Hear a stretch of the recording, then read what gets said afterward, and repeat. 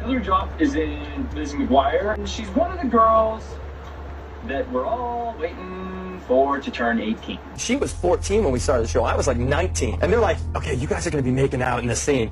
And I'm like thinking like, wait, this is like slightly illegal. It feels good. She was as hot as she was, you know, as before.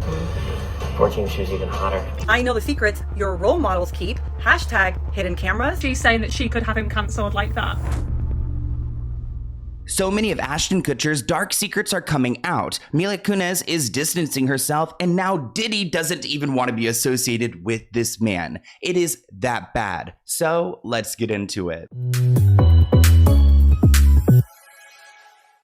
Danny Masterson's accuser, Chrissy Bixler, has been going after Ashton Kutcher for good reason. Take a look at this clip. Hilary Duff is in Lizzie McGuire. She also has an album out. She's going to be in a movie called Cheaper by the Dozen. And she's one of the girls that we're all waiting for to turn 18.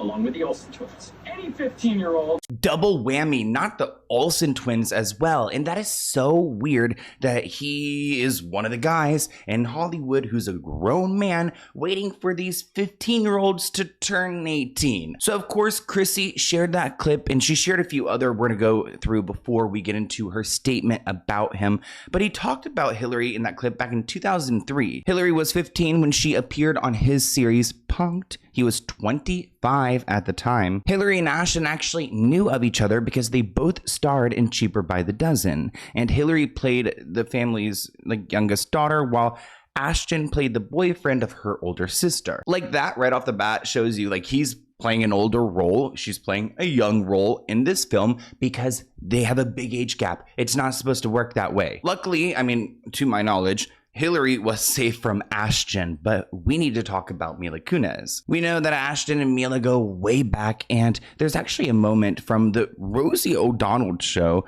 where they discuss Mila's first kiss, and there was a bet made between Ashton and Danny, and oh my gosh, I feel like it's so foreshadowing to the bad behavior we've learned about these two. I mean, Danny is currently behind bars, and the crimes he committed are so serious we can't even discuss them in detail on YouTube. But essentially, Danny bet Ashton that he'd give him $10 to go and French kiss Mila, and keep in mind, she was a minor. She was 14 when we started the show. I was like 19, right? Right. And they're like, okay, you guys are going to be making out in the scene.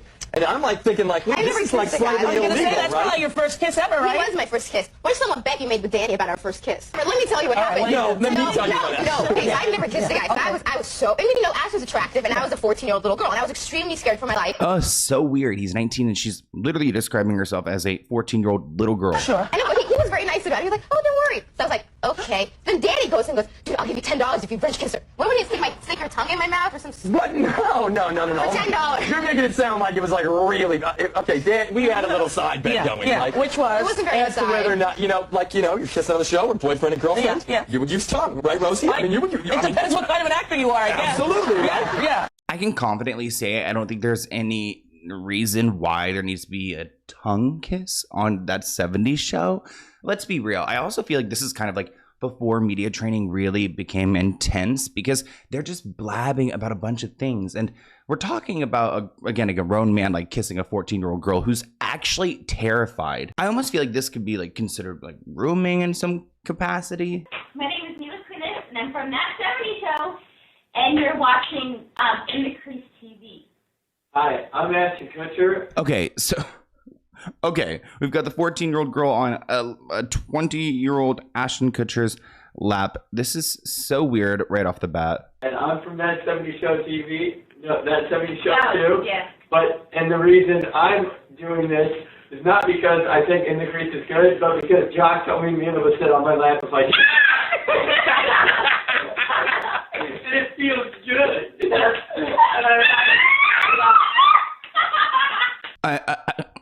I'm speechless. Is he what is he doing to her? It's the face for me. Zoom in on that crazy face. Oh no. He's so weird, and I don't know why, but I have a feeling her parents were on set. I don't even need to go and Google it because I just have a good feeling they weren't. Let me put this on you real quick, because if you have been seriously injured, your injury could be worth millions. That is why you need the right representation to take care of your case. And I'm talking about Morgan & Morgan. They are America's largest injury law firm, and they're not here for the small checks. Their team gets serious results. Over the past few months, they have won millions for their clients involved in life-altering car crashes, like $12 million for a client in Florida and another $26 million for someone in Philly. That is dozens of times higher than what insurance companies tried to pay. And this isn't some old school injury law firm buried in paperwork. You could literally start your claim online within minutes using your smartphone. It's free to sign up, and you don't have to pay anything unless they win your case. No catch, no retainer, no upfront. If you've been involved in a serious accident, don't try to just go and tough it out. You could be walking away from life-changing money. One click could change everything. You could check out my link in the description below, forthepeople.com/Sloan, or you can scan the QR code on the screen to go and start your claim today with Morgan & Morgan. Thank you to Morgan & Morgan for sponsoring this video, and enjoy.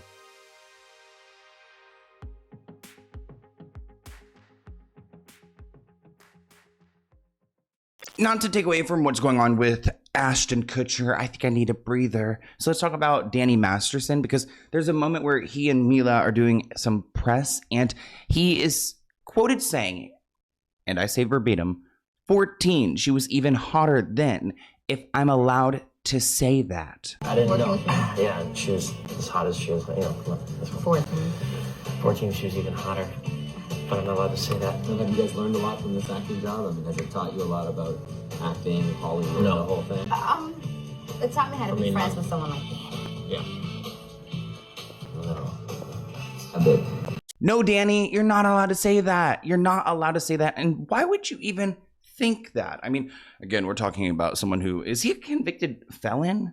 Is like a felony, or is he just like, I never know, is like a convicted felon or like a prisoner, the same thing? I don't know. What I do know is he's locked behind bars because he did something incredibly wrong. And shame on you, Danny. Now, Chrissy is actually one of the brave women to come forward and tell their story about Danny Masterson, which led to him being arrested. Now, Chrissy was actually around Danny when he was part of the show. I believe the incident with her, it happened like in the early 2000s. So essentially, Ashton and Danny were close. Like, Mila was in the picture. Everyone was there. Now, in the past, we've talked about the fact that Ashton Kutcher went on a date in Hollywood one night. It was in the year 2000, and he went to go and pick up his date, to which the date was actually found unalived in the apartment. It turns out that they were stabbed. Ashton had to appear in court. Supposedly, he saw like a blood stain on the living room. He didn't go and call the police. He didn't go and try to break into the house or try to save her in any capacity. I mean, actually, when he picked her up, it would have been like very shortly after it happened. So I don't know if he would have been able to save her or not. And I'm not going to put that on Ashton. I'm not that type of guy. But I will question why the 2 phone calls he made that night was to his publicist and to Danny Masterson. Why didn't you call the police? Now, her message reads, "Dear Ashton, I know the secrets your role model keeps for you." Because remember, Ashton wrote a letter of support to Danny Masterson to the judge saying that like Danny's one of his role models. Anyways, she writes that she knows these secrets, ones that would end you. Did you forget I was there? You were on speakerphone that night. You called Danny on February 21st, 2001. I heard everything. I heard the plan. In my opinion, you're just as sick as your mentor. Dear Mila, I pray that you begin to process what you experienced as a child on that set. Honestly, amen. Like, shout out to you, Chrissy. You're a real one.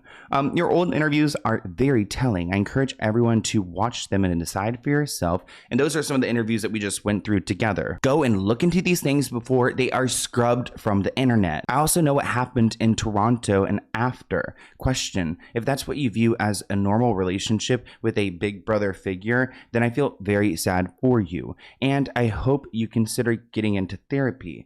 Wait, okay, so here I feel like she's talking about Mila's connection to Danny Masterson. She's saying that, like, quoting Mila as saying he's like a big brother figure to her. So what I'm getting is that I know what happened in Toronto and after. Question: if that's what you view as a normal relationship with Danny Masterson, then I feel very sad for you. I hope you consider getting into therapy. And I wonder if that's like I mean, maybe a case where she could have been, and I'm not going to go and put the all alleged, like, was she R-worded by Danny Masterson as well? Like, was Mila, what did Danny do to Mila that she questions as a big brother figure, like a relationship? Like, it's not right. You all must forget I was there the whole time for the first 5 years of that 70s show.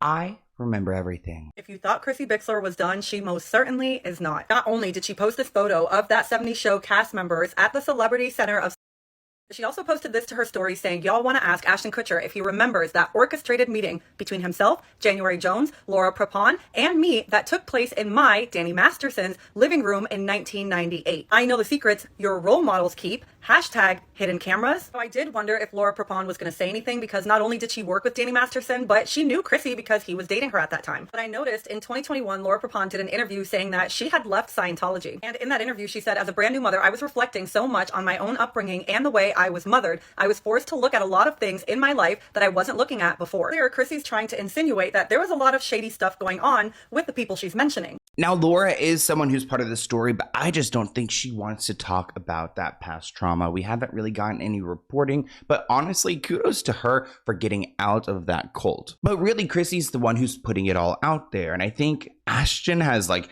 one person out here to worry about, and it is Chrissy, and probably whoever else knows about these dirty secrets, though it seems like everyone is comfortable keeping them under wraps, but not Chrissy. And I think that there's actually a lot more to certain things that we know about Ashton, and there's probably plenty of stories that we don't know. I mean, remember him appearing on Hot Ones saying, you know, I can't even talk about the stories that involve Diddy. Diddy party stories, they're a favorite genre of anecdote, if you have one, yeah. Wow, okay, I've got a lot I can't tell. So, can't tell that one either. I mean, I'm like actually cycling through them.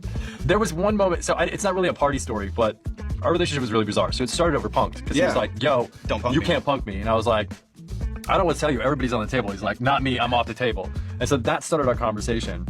We became fast friends, and we used to just hang out, watch football together. So I do wonder what those stories with Diddy involve. I wonder what happened on that 70s show. Like, I grew up thinking like Ashton Kutcher was charming and like a nice guy, and then seeing the changes, like it's crazy to look back and then now realize how wrong it is. I mean, this man created Thorn, a human trafficking, an organization to help against human trafficking, but I question if they're doing the right thing there. I mean, he had to step down after the thing with Danny Masterson, but there's a really scary cloud over here in Hollywood, and I feel like it's, you know, some things are shining through, but damn, I don't even know. This is like the little tip of the iceberg. What else is out there? Obviously, a post like this, it's not sort of she's saying that she could have him cancelled like that. And since that post blew up, she posted another one saying, I don't know what angers me more, Ashton Kutcher and Mila Kunis writing letters on behalf of their convicted serial friend in an effort to get him a lesser sentence, where I know he would re-offend should that have happened, or how they're historically bad actors. In my opinion, Ashton Kutcher should be nowhere near victims. He's a fraud. Let's actually talk about the death of Ashton's date. This person writes, Ashton's story about that night never really made sense. He knocked on the door, no answer, thought he saw red wine spilled on the rug, which, be real, people. It's kind of like I listen to Crime Junkie, a podcast, and it's my favorite podcast, and they say it's never a mannequin. Like, if you think it's a mannequin in the woods or floating in the water, it's not a mannequin.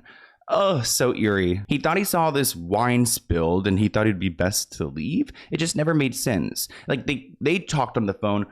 She was getting in the shower. He's like, okay, I'm going to come pick you up. And it seems like their date was going to happen. So I don't know why he accepted defeat so quickly. So if he saw that she was unalived, and instead of calling the police, he called Danny to ask what he should do, maybe that's what this is referring to. I have no idea what the Mila Toronto thing could be. Either way, Chrissy is brave AF, and really she is. Now, there's a video that's referenced in this post, and I like to pronounce the name of the church cult because I feel like that typically pushes my videos to get like age restricted. Like, someone must be in that cult working at YouTube. Let's just leave it at that. But this person says that in this video, they say essentially the victim here, Ashton's date, Ashley, Ashton actually found Ashley's body, and instead of calling the police, he called his people and Danny, and all of them told him to leave the scene and not report it, which actually seems like that would be true. I mean, I'm thinking like